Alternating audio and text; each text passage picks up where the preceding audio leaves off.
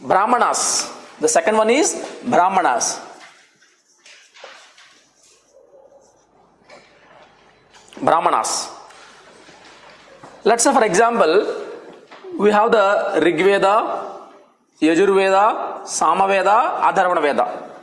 They are all in the form of the shlokas.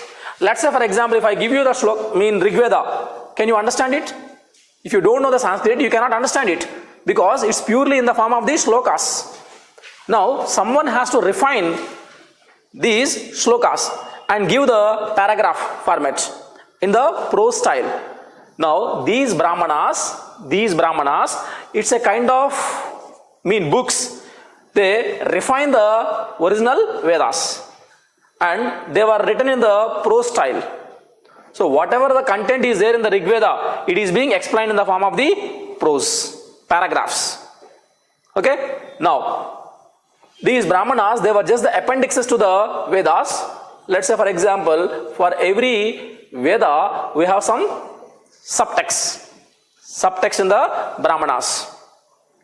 For this Rig Veda, we have the two Brahmanas. One is Aitareya Brahmana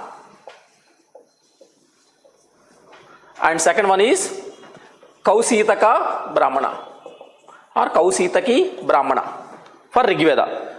So this Rig Veda is in the form of the shlokas.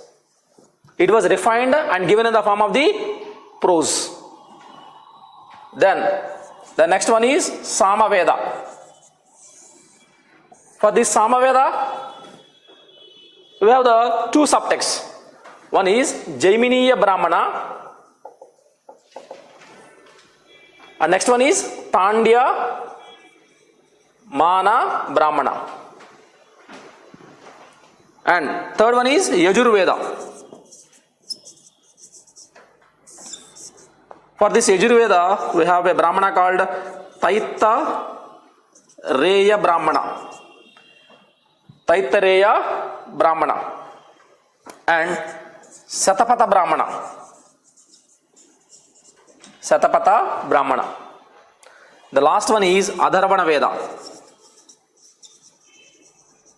Atharvana Veda. For this Atharvana Veda, there is only one subtext, that is Gopata Brahmana. Gopata Brahmana. Is it clear? So among all these Brahmanas, the oldest one is Tandyamana Brahmana. It is the oldest one.